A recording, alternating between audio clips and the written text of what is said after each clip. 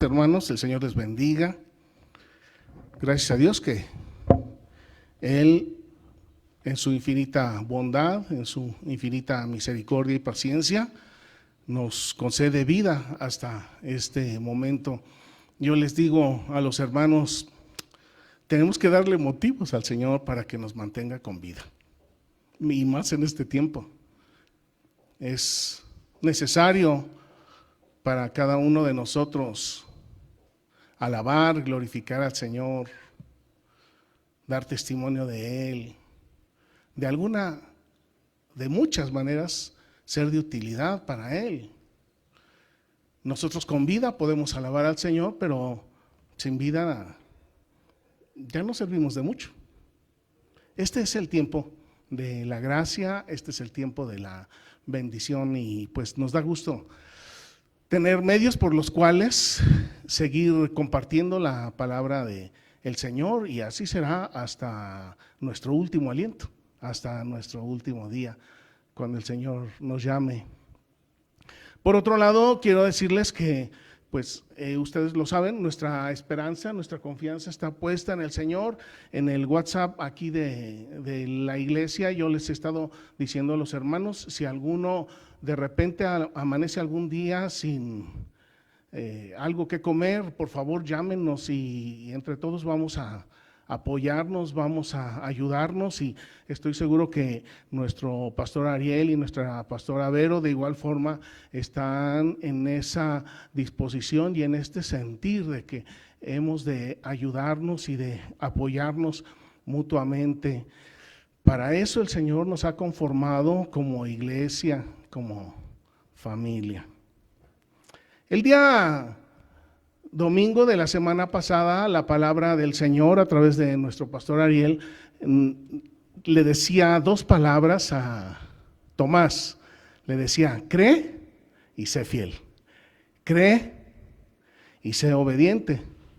El día martes aprendimos en la palabra de Dios que en el primer encuentro que tuvo el Señor Jesucristo al inicio de su ministerio con el apóstol, que en ese momento no era apóstol, era un pescador, Pedro, y él tuvo su primer encuentro, y a través de asuntos de trabajo que nada tenían que ver con la vida espiritual, el Señor Jesús llevó a Pedro a la conclusión de que Pedro era pecador.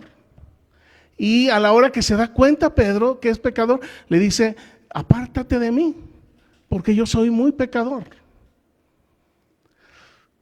Pasó todo el tiempo en que el Señor Jesús enseñó a sus discípulos, empezando por Pedro, a ser pescadores de hombres, y en uno de sus últimos encuentros, después de resucitado el Señor Jesucristo, nuevamente se encuentra a Pedro, otra vez en asuntos de trabajo, en asuntos de la pesca. Y el Señor Jesús lo mira y le dice, echa tu red porque vas a pescar.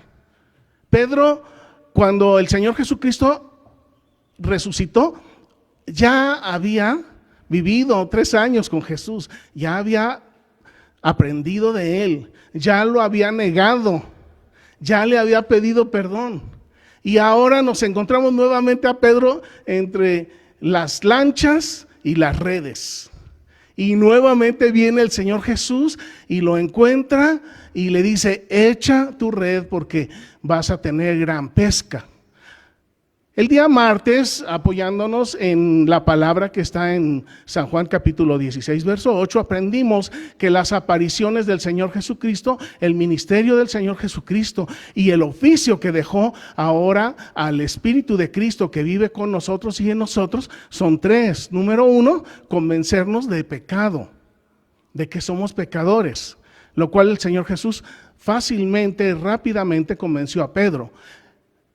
La segunda es convencernos de la santidad, de la pureza, de la deidad, de la grandeza y de la majestuosidad del Señor Jesucristo. El Señor Jesucristo, cuando se aparece en esa tercera aparición en la orilla del mar, se aparece él en la playa. Pedro ya estaba convencido de que él era un pecador, pero ahora viene el Señor Jesucristo para convencerlo de que Él es puro, de que Él es santo, de que Él es la sabiduría infinita, absoluta, de que Él es la fuente del amor, Él es la fuente de la paciencia, Él es la fuente de la salvación. Y ahora le dice: Pedro, apacienta a mis ovejas.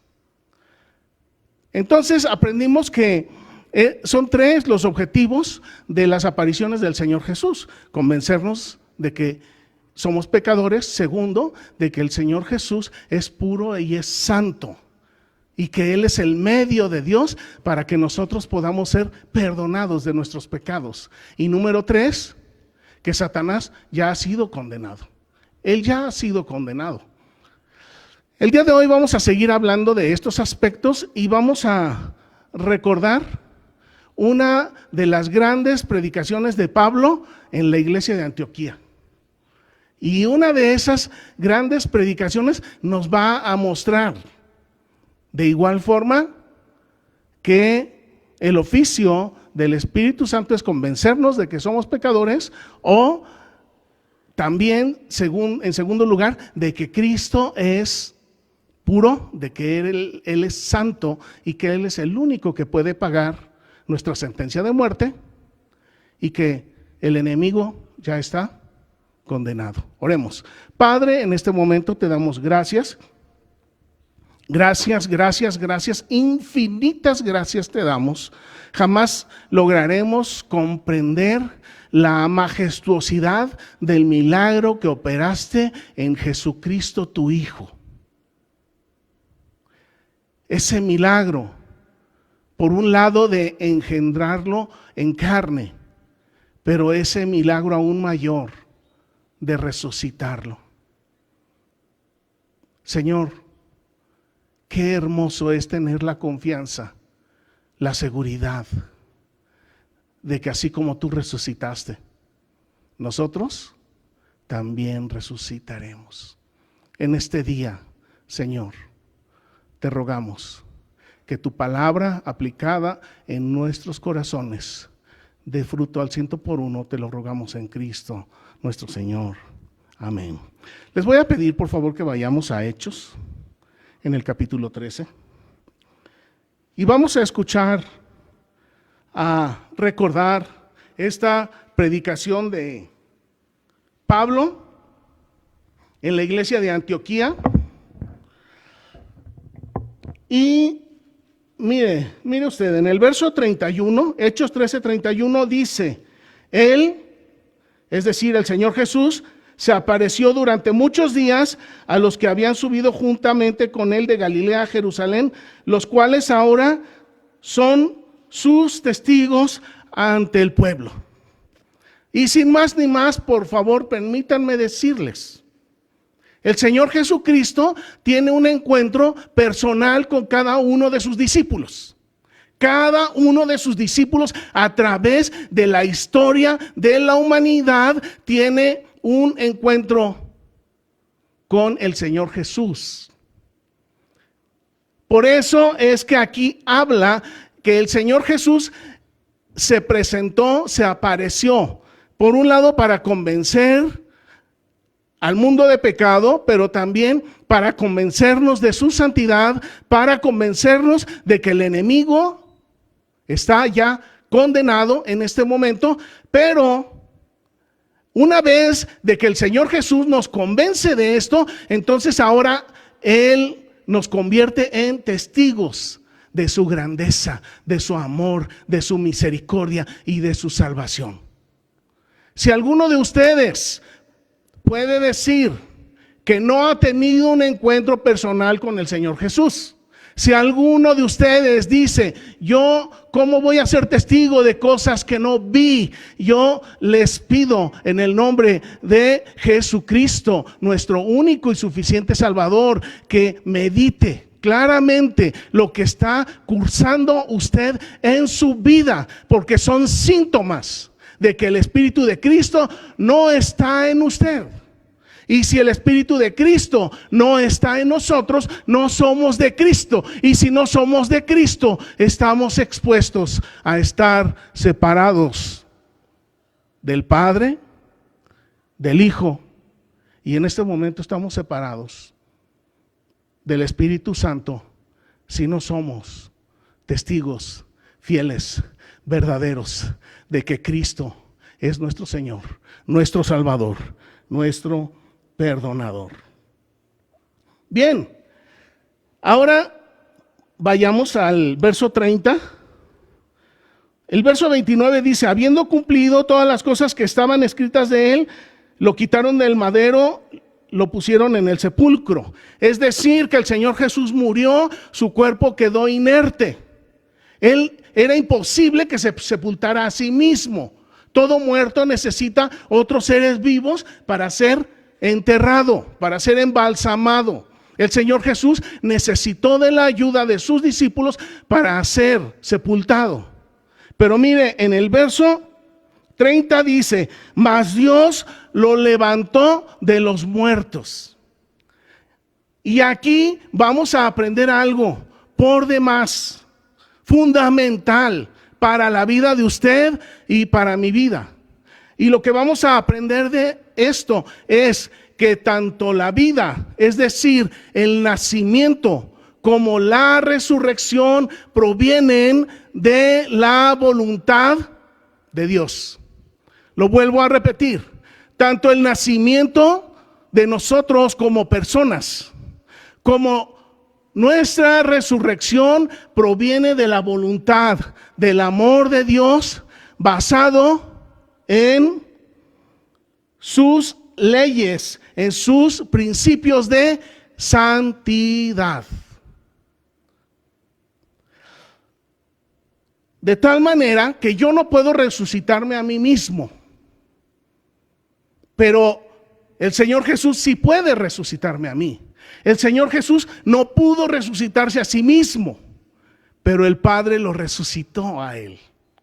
Y después de que el Padre resucitó al Hijo, le dio toda la autoridad, toda la potestad, todo el dominio para que Él nos resucite a ustedes y a mí, si creemos y somos fieles, si nos convencemos de nuestro pecado, si nos convencemos de su pureza, si nos convencemos de que el enemigo ya está condenado. Dice más adelante, en el verso 31, Él se apareció durante muchos días a los que habían subido juntamente con Él de Galilea a Jerusalén, los cuales ahora son sus testigos. Yo soy un testigo de Jesucristo. He tenido un encuentro con Jesucristo. Mi encuentro ha sido personal. Nadie me lo puede arrebatar. Nadie me puede desmentir, porque es algo que yo he vivido con Él.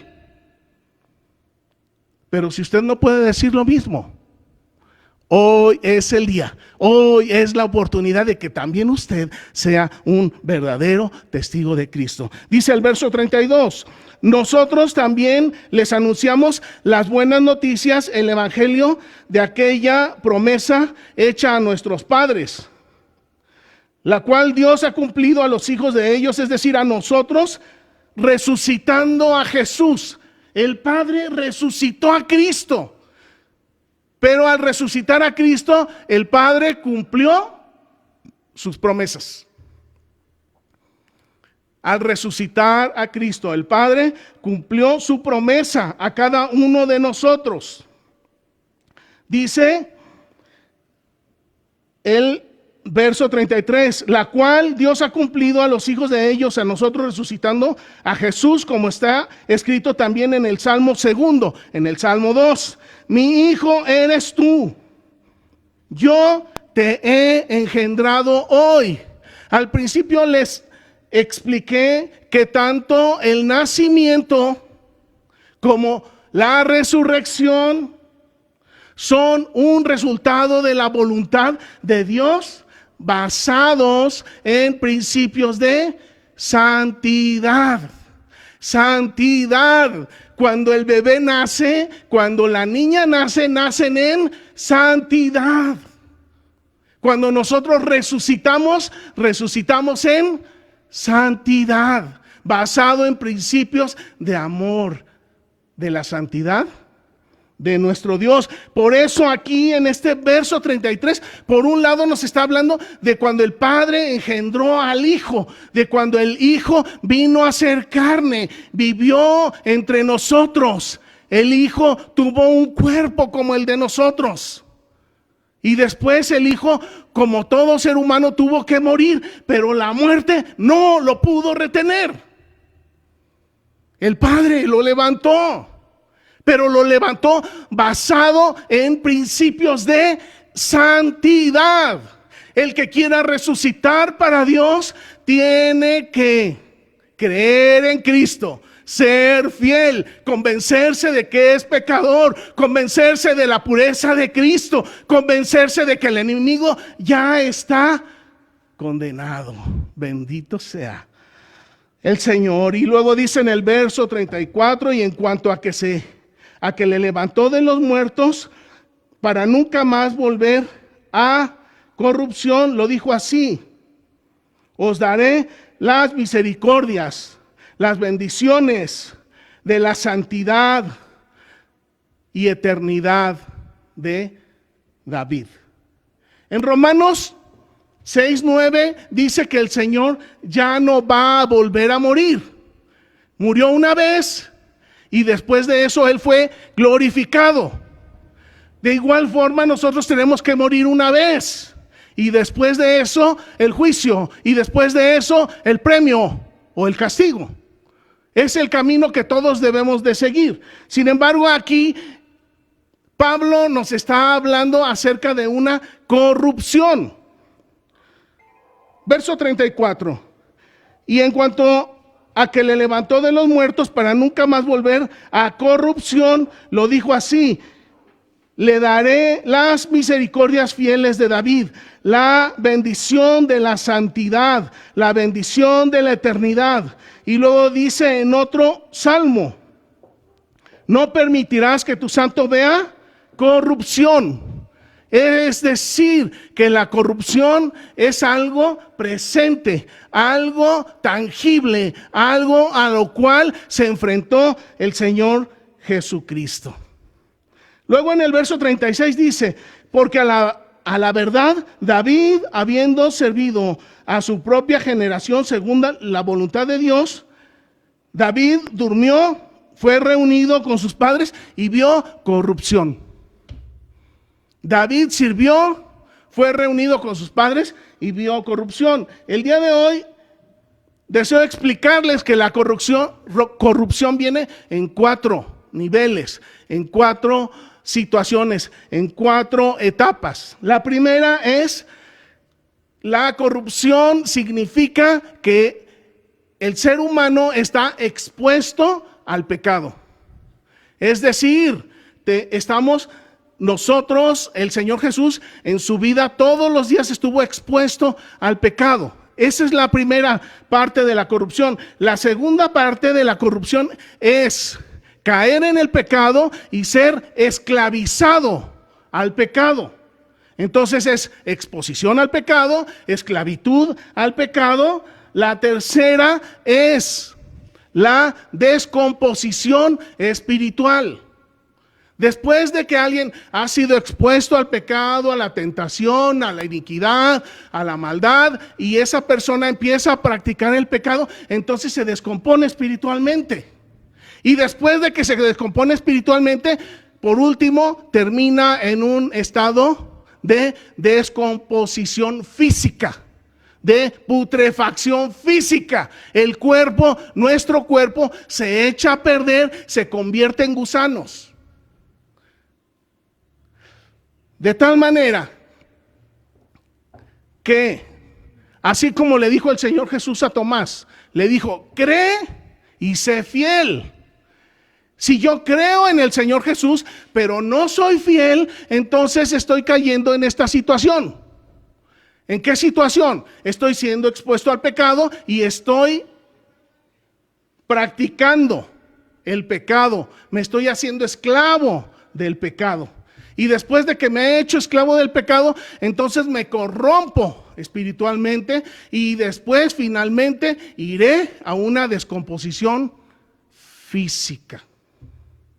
Entonces ahora yo les pregunto, ¿el Señor Jesucristo durante su vida estuvo expuesto al pecado? Sí, claro que sí. Segunda pregunta, ¿el Señor Jesús durante su vida practicó el pecado? No, no, pero yo, sí, yo sí, nosotros sí. Tercero, ¿el Señor Jesús se corrompió espiritualmente por causa del pecado? No. ¿Y nosotros? Sí. Cuarta, ¿el Señor Jesús se corrompió al morir? No. El Señor Jesús, su cuerpo no se corrompió. El cuerpo del Señor Jesús no se corrompió. No se agusanó. ¿Por qué no se agusanó? ¿Por qué no se agusanó?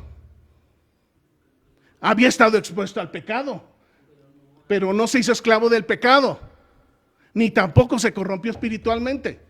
De tal manera que la resurrección en Cristo depende de que no seamos esclavos del pecado.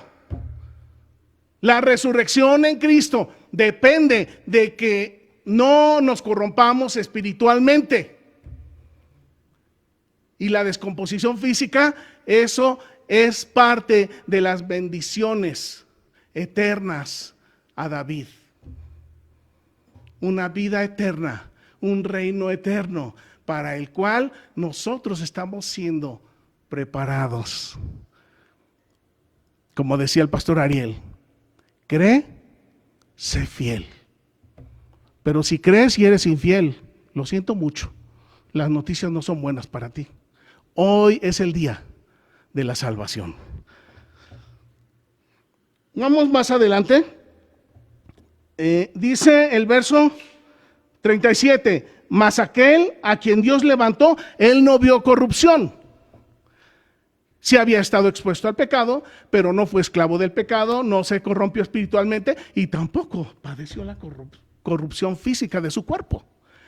Y entonces, precisamente aquí volvemos a engancharnos con Juan capítulo 16, 8, en donde dice que el Señor Jesús nos quiere convencer, número uno, de que somos pecadores. Y su espíritu también, ese es su oficio y esa es su tarea. Segundo, Él nos quiere convencer de que Él es santo, de que Él es inocente, de que Él es puro. Él nos quiere convencer a cada uno de nosotros que Él murió en ese tipo de muerte, pero por causa nuestra. Él murió ese tipo de muerte por causa tuya y mía, porque Él estuvo expuesto al pecado, pero no pecó. No se hizo esclavo del pecado y su cuerpo, por tanto, no pudo ser corrompido. Bendito sea el Señor. Amén. Sabed esto, pues, hermanos y hermanas de Armonía Cristiana, que por medio de Él, en este momento, anunciamos el perdón de los pecados. ¿Por qué? Porque Él es el Cordero inocente que murió poniéndose en nuestro lugar. Él nos sustituyó en la cruz. Por eso es que les digo, tienen que tener cada uno, tenemos que tener cada uno de nosotros un encuentro personal, un encuentro íntimo con el Señor Jesús. Porque si yo no me identifico con su muerte en la cruz, si yo no me identifico con que yo mismo debía haber sido clavado en esa cruz, es en vano todo. Porque si no creo, mucho menos voy a ser fiel. Dice el verso 39, y que de todo aquello de que por la ley de Moisés no pudieron ser justificados. En Cristo es justificado todo el que cree. Qué hermoso. En Cristo es justificado todo aquel que cree. ¿Está difícil? Bien difícil. ¿Por qué? Porque el mundo no quiere creer en el Señor Jesús. Pero el que cree en Cristo, aunque esté muerto, vivirá. Dice en Romanos 5:1, justificados pues por la fe, tenemos paz para con Dios. Por medio, ¿quién es el puente? El Señor Jesucristo, el inocente, el puro, el santo, el que no tenía culpa y se puso y me sustituyó y los sustituyó a ustedes en la cruz para que ahora nosotros podamos tener vida, la vida, el nacimiento, la resurrección, son resultado del amor de nuestro Dios. Son resultado de los principios de santidad de Dios. Dios es vida, Dios es amor, Dios es paz. Y eso es lo que quiere darle a cada uno de ustedes y a mí.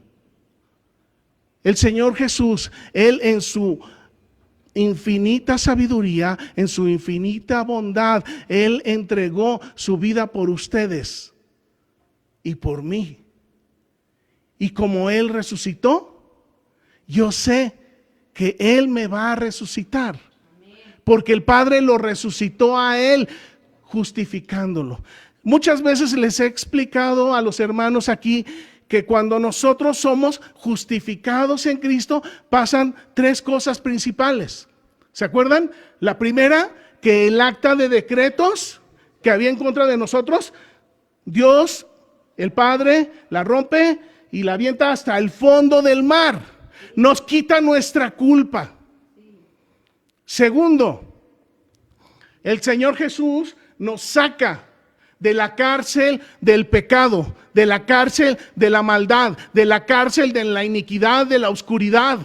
Nos saca de la esclavitud del pecado, nos saca y nos trae a las regiones celestiales. Nos trae para sentarnos en tronos celestiales. Pero no solamente eso, no podemos estar sucios y apestosos en la casa del Rey. Nos da vestiduras nuevas, vestiduras de hijos de Rey, vestiduras de hijos de Dios. El Señor Jesús quiere tener un encuentro personal con cada uno de nosotros. Y Él quiere convencernos de que hemos pecado. Él quiere convencernos de que solamente a través de Él podemos alcanzar la paz con Dios. Él quiere convencernos de que el enemigo, Él ya está derrotado, Él ya está condenado. Está teniendo sus últimos momentos. Está teniendo sus últimos momentos para molestar a la humanidad. Pero el que cree en Cristo, aunque esté muerto, vivirá. Y porque Él vive, nosotros viviremos. El Señor Jesús, a la hora que nosotros tenemos nuestro encuentro personal con Él, Él rompe el acta de decretos que había en contra de nosotros, nuestra sentencia de muerte la rompe, pero también nos saca de la cárcel del pecado y nos trae a su luz admirable. Y nos hace nuevas personas y nos hace diferentes. De tal manera que si antes yo robaba, ahora ya no voy a robar. De tal manera que si antes adulteraba, ahora ya no voy a adulterar. Pero muchas veces como hijos de Dios decimos, bueno, pues yo ya creí en el Señor Jesús, pues aunque siga pecando, Él de todos modos me tiene que resucitar. No nos engañemos, hermanos, Dios no puede ser burlado. Esa es la verdad. Porque el que no tiene el Espíritu de Cristo no es de Cristo. De tal manera que, hermanos, yo les invito a que pongamos nuestra confianza en el Señor Jesús. Él es nuestra roca, Él es nuestro castillo. Pero como les digo a los hermanos, tenemos que asegurarnos de que nuestra presencia sea agradable al Señor. ¿Cómo vamos a hacer que nuestra presencia sea agradable al Señor? Dejando nuestros malos caminos, haciendo a un lado la corrupción, la esclavitud del pecado. Esas son tareas de nosotros. El Señor Jesús, Él nos da el poder de ser libres. Él nos saca de la cárcel del pecado y nos lleva a las mansiones celestiales. Él nos da vestiduras de hijos de rey. Ahora corresponde a cada uno de nosotros actuar de acuerdo a nuestra nueva naturaleza. Dejemos lo pasado atrás, dejemos el pecado atrás, dejemos la maldad atrás. Saben, hermanos, nosotros para Dios somos preciosos, tan preciosos que entregó al Señor por cada uno de nosotros. ¿Ustedes creen que el Señor no puede protegernos de un pequeño virus? El Señor no podrá protegernos en nuestro trabajo, en nuestro hogar. El Señor puede hacer grandes obras en nuestras vidas. Pero el Señor Jesús está esperando, número uno, que nos convenzamos de que hemos pecado, que nos convenzamos de que Él es puro y de que Él es el medio para llevarnos al Padre. Amén. Que nos convenzamos de que el enemigo ya está condenado. Y si ya estamos listos, entonces ahora seamos testigos de Cristo. Hermanos, que el Señor les bendiga.